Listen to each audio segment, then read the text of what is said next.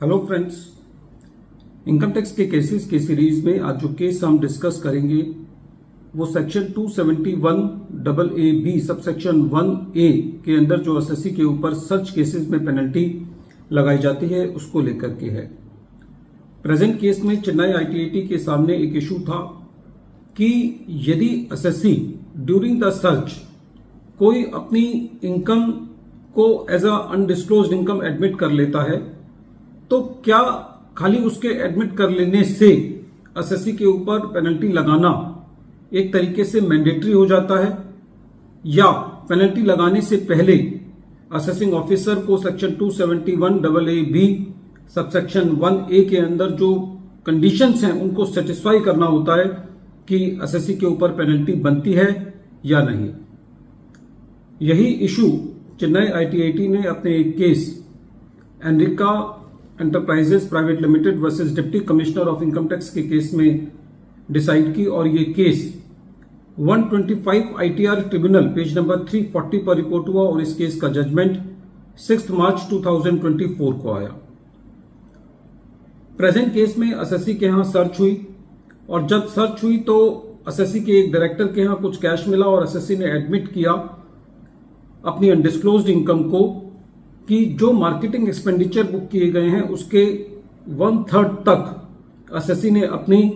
Undisclosed income को admit किया, जिसको एसएससी ने अपनी रिटर्न फाइल करते वक्त उसमें लिया और उसके ऊपर एसएससी ने टैक्स पे कर दिया। यदि section 271 AA B subsection 1A की पहली क्लॉज को पढ़ें, क्लॉज ए को पढ़ें, तो वो क्लॉज ये कहती है कि एसएससी की जो अनडिस्क्लोज्ड इनकम है उसका 30% एसएससी के ऊपर पेनल्टी लगेगी यदि कोई इनकम किसी स्पेसिफाइड ईयर से रिलेट करती है और एसएससी एक सर्च के अंदर उस इनकम को एडमिट कर लेता है और उस मैनर को सब्सटेंशिएट कर देता है जिस मैनर में वो अनडिस्क्लोज्ड इनकम कमाई गई और रिटर्न से पहले उसके ऊपर टैक्स पे कर देता है। सेक्शन 271 AA B की जो एक्सप्लेनेशन सी है वो ये कहती है कि अनडिस्क्लोज्ड इनकम कब मानी जाएगी यदि एसएससी अपनी बुक्स के अंदर कोई एंट्री रिकॉर्ड करता है और बाद में वो एंट्री गलत पाई जाती है और ये पाया जाता है कि यदि एसएससी के ऊपर सर्च नहीं होती तो उस गलत एंट्री का नहीं पता चलता तो उस केस में उसको अनडिस्क्लोज्ड इनकम माना जाएगा। प्रेजेंट केस में असेसिंग ऑफिसर ने अपने ऑर्डर में तो ये मेंशन किया था कि एसएससी के ऊपर section 271 AA B subsection 1A की क्लॉज ए के अंदर पेनल्टी बनती है, लेकिन जब एसएससी को शोकोज नोटिस भेजा गया तो उस नोटिस के अंदर ये ओमनीबस नोटिस था, ये मेंशन नहीं था कि section 271 AA B subsection 1A की किस क्लॉज की क्लॉज ए या क्लॉज बी किस क्लॉज में पेनल्टी बनती है, इसको मेंशन नहीं किया गया। एसएससी ने ट्रिब्यूनल के सामने एक case commissioner of income tax versus Manjunatha cotton and ginning factory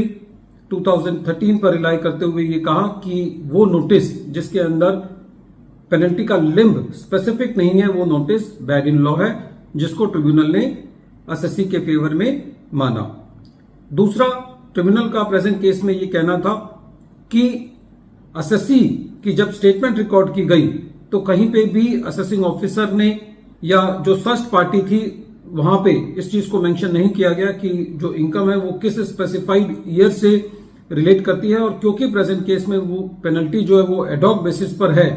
और उस इनकम को at the time of the search या at the time of the recording of the statement कहीं पे भी क्वांटिफाई नहीं किया गया, तो ऐसे केस में एसएससी के ऊपर ऑटोमेटिक पेनल्टी नहीं बनती। दूसरा, ट्रिब्यूनल का यह भी कहना था कि जो शोकोज नोटिस भेजा गया उसमें भी कहीं पे ये मेंशन नहीं था कि जो इनकम है वो किस स्पेसिफाइड ईयर से रिलेट करती है, तो सारे फैक्ट्स एंड सर्कमस्टांसेस को देखते हुए रेवेन्यू की ये दलील कि असेसमेंट ऑर्डर में तो मेंशन किया गया था कि किस क्लॉज में पेनल्टी बनती है, तो ऐसे केस में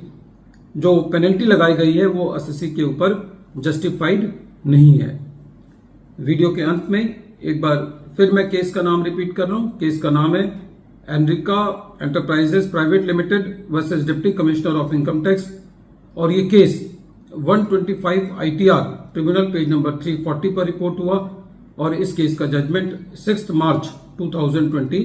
4 को आया। Thank you friends.